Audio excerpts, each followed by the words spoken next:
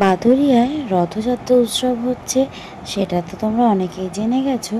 তো আমরা গিয়েছিলাম হেরা পঞ্চমীর দিন সন্ধ্যাবেলা, ডাক্তার দেখাতে গিয়েছিলাম। সেখান থেকে একটু ঠাকুরের ওখান থেকে ঘুরে আসতে গিয়েছিলাম। আসলে মানে অনুষ্ঠান হচ্ছে, বাড়ি ঠিক মন ঠিক ছিল না, তার জন্যে গিয়েছিলাম। গিয়েই দেখি এই অপূর্ব দৃশ্য। হেরা পঞ্চমীর দিন মা লক্ষ্মীকে নিয়ে আসা হয়েছে জগন্নাথের কাছে দর্শন করাতে। তো রানাপ্রভুর কোলেই আছে মা লক্ষ্মী। মানে আমরা গিয়ে দাঁড়িয়েছি আর সেই মুহূর্তে দেখি এই দৃশ্য, মানে অবাক হয়ে গেছে। মানে কি বলবো তোমাদের, এইসব দৃশ্য তো সচরাচর মানুষ চোখে দেখতে পায় না, বলো। আমরা তো এসব কিছু জানতেই পারতাম না, যদি না বাদুড়িয়ায় রথযাত্রা উৎসব হতো। সত্যি এসব নিয়ম আমাদের কাছে অজানাই ছিল। যাই হোক, খুব সুন্দর দৃশ্য, তোমরা উপভোগ করো। মা লক্ষ্মীকে এখন বরণ করা হচ্ছে, মাতাজিরা বরণ করে নিচ্ছেন। এরপরে জগন্নাথের কাছে নিয়ে যাওয়া হবে। জগন্নাথ এর এখনও ঘরের দরজা খোলা হয়নি, মানে জগন্নাথের যে মন্দিরটা করা হয়েছে তার দরজা তো এখনও খোলা হয়নি। লক্ষ্মী ঠাকুরকে সেখানে নিয়ে যাওয়া হবে, তারপরে গিয়ে দরজাটা খোলা হবে। তো চলো, তোমরাও ভিডিও দেখতে থাকো, আশা করছি তোমাদের মন ভরে যাবে। আর হ্যাঁ, কমেন্টে সবাই জয় জগন্নাথ লিখতে ভুলো না।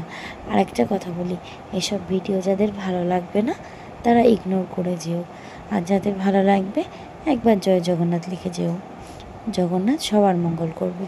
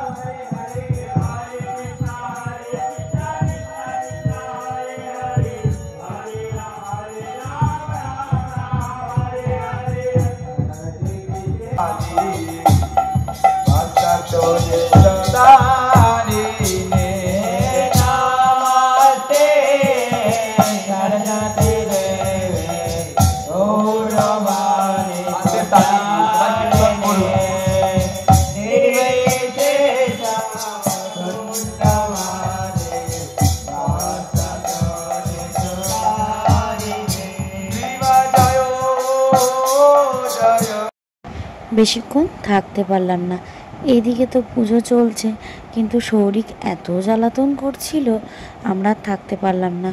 আর এদিকে রাতও হয়ে যাচ্ছিল, প্রসাদ না নিয়েই বাড়ি চলে এসেছিলাম মন খারাপ করে। কিন্তু রাত্রেবেলা কাকুরা গিয়েছিল, সেখান থেকে প্রসাদ এনেছে, তার থেকে আমাদের একটু দিয়েছিল।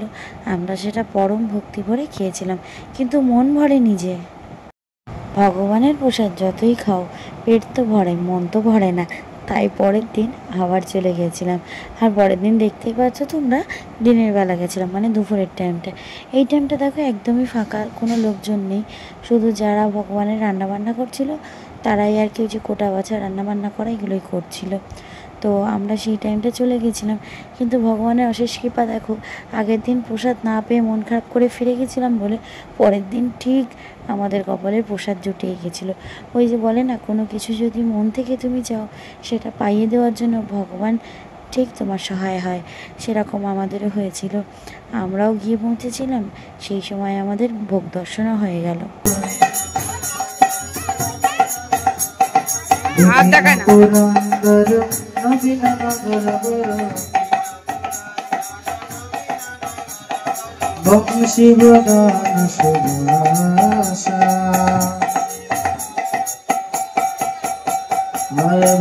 জন পালন অসুকুল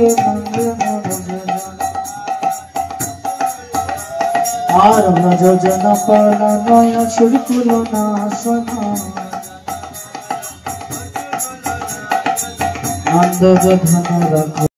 ভোগ দেওয়া হয়ে গেছে, এখানে সবাই মিলে ভোগ আরতি হচ্ছে, তাই সবাই কীর্তন করছে এবং সেই সঙ্গে নাচ করছে। এটা এমনই একটা জায়গা, গেলে জানো তো সমস্ত দুঃখ কষ্ট ভালো লাগা খারাপ লাগা সব ভুলে যায়, মন ভুলে যায় একদম। মনে হয় এখানেই সারাদিন কাটিয়ে দিই। কখন যে দুপুর গড়িয়ে বিকেল হয়ে এসেছিলো কোনো টেরই পাইনি। তো এখানেই আমরা মন ভরে কীর্তন দেখছিলাম। আর রানাবাবু আমাদেরকে বলেছিল যে প্রসাদ পেয়ে তারপর বাড়ি যেতে, সেই জন্য আমরা আর আপত্তি করিনি। জগন্নাথের প্রসাদ সবার ভাগ্যে তো জোটে না, অপেক্ষা করছিলাম। আর এখন দেখো কত সুন্দর রৌদ্র ঝলমল করছে, কিন্তু যেই প্রসাদ পেতে বসেছিলাম কি প্রচণ্ড পরিমাণে আকাশ ভেঙে বৃষ্টি। তো চলো দেখো তোমরা। আরে হরি গুরু বৈষ্ণব ভাগবত গীতা বলো বলো। আরে হরি গুরু বৈষ্ণব ভাগবত গীতা। প্রসাদ পেতে তো বসে পড়েছি, কোনটা কি রান্না হয়েছিল আমি জানি না, কোন প্রসাদটার কি নাম আমি জানি না। তো প্রথমে তো আমাদেরকে অন্ন দিয়েছিল, তারপরে উচ্ছে দিয়ে ডাল দিয়েছিল, তারপর এক এক করে সমস্ত প্রসাদই অল্প অল্প করে দেওয়া হয়েছিল। আর প্রসাদ জানো তো অল্প দিলেই কিন্তু পেট ভরে যায়, কিন্তু সত্যি কথা বলতে মন ভরে না, মনে হয় যেন আরও খাই আরও খাই।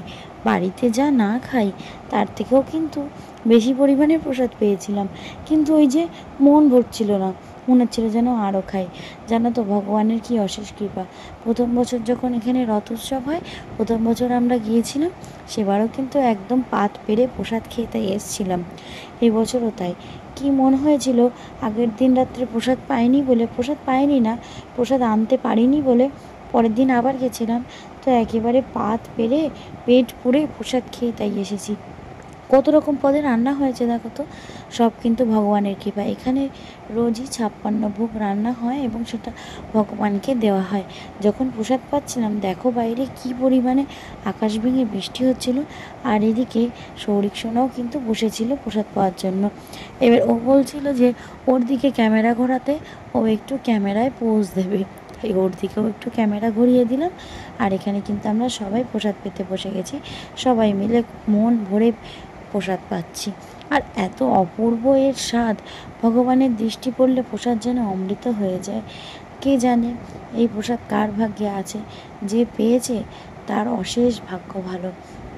আর আমি আবারও বলছি, এই ভিডিও যার ভালো লাগবে না, যার মনে হবে বোরিং উল্টোপাল্টা কন্টেন্ট, সে প্লিজ এড়িয়ে যেও।